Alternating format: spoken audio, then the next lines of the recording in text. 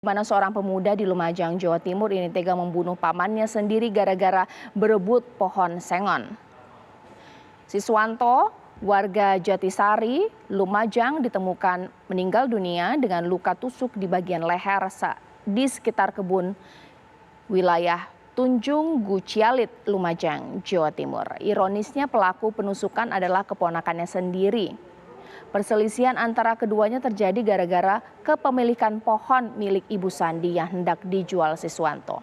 Keduanya pun terlibat adu mulut hingga berujung aksi saling serang menggunakan senjata tajam yang akhirnya menewaskan Siswanto. Polisi lakukan olah TKP dan jenazah Siswanto langsung dibawa ke Rumah Sakit Umum Dr. Haryoro, Lumajang untuk diotopsi. Sementara pelaku menyerahkan diri.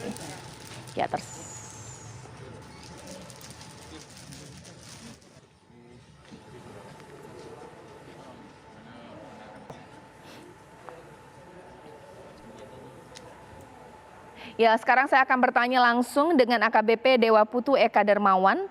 Selamat malam, Pak Dewa. Selamat malam, Mbak. Ya, Pak Dewa, ini bisa dijelaskan. Jadi peristiwa aksi saling serang pada mereka memang punya relasi kekeluargaan. Benar hanya karena berebut pohon, Pak? Seperti apa? Baik, Mbak Caca. Untuk informasi yang tadi sekilas disampaikan, seperti itu adanya dari fakta penyelidikan dan penyidikan. Yang mana dari pelaku ini, dari hasil penyidikan merupakan keponakan daripada korban. Tersangka ini yang pada saat itu bertanya kepada korban bahwa dulu orang tuanya atau ibunya pernah menanam pohon sengon dan ditanya. Tersangka berkeinginan untuk menjual pohon tersebut di awal terlibat adu mulut, tapi karena korban alias pamannya tidak terima, maka terjadilah perkelahian. Yang kebetulan keduanya sedang mencari rumput, demikian. Ya.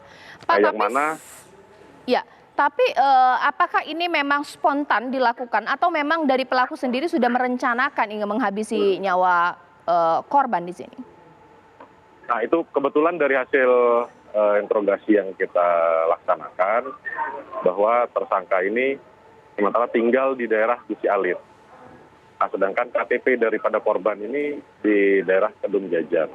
Nah, karena tersangka ini merasa dulu mungkin ibunya diperlakukan kurang fair, jadi dia bertanya bahwa di mana pohon sengon dan akan dijual. Nah, karena si korban tidak terima, dia tiba-tiba mengayunkan sajam berupa arit atau celurit mengenai telinga daripada tersangka. Nah, karena posisi tersangka menurut dari interogasi lebih menguntungkan, sehingga dia mengayunkan celuritnya tiba-tiba langsung dan mengenai leher bagian bawah daripada korban, sehingga dari leher bawah sebelah kiri ini sobek sampai ke depan, dan itu yang menyebabkan diduga korban ini sampai dengan meninggal dunia. Namun terjadi juga pergumulan atau perkelahian sehingga baju daripada tersangka inisial S ini penuh dengan darah daripada korban. Nah, kemudian betul sekali tadi setelah melakukan perbuatan itu tersangka tidak begitu lama menyerahkan diri.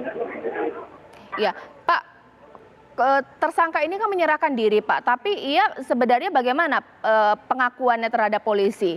Tidak berniatkah melakukan itu atau dia berdalih membela diri atau bagaimana? Yang jelas seperti hasil penyidikan kita bahwa yang menyerang pertama adalah korban. Namun karena usia korban ini lebih tua, dalam artian usia korban ini kurang lebih 45 tahun, sedangkan si tersangka ini kurang lebih 33 tahun. Jadi mana posisinya si pelaku lebih menguntungkan pada saat itu. Nah, mungkin korban posisi sedang oleng karena selesai mengayunkan aritnya. Nah, pelakulah yang lebih leluasa untuk melakukan penganiayaan dan menyebabkan korban sampai dengan meninggal dunia. Baik, terima kasih atas waktunya KBP Dewa Putu Eka Darmawan. Ini mudah-mudahan bisa terang benderang penelusuran atas peristiwa ini.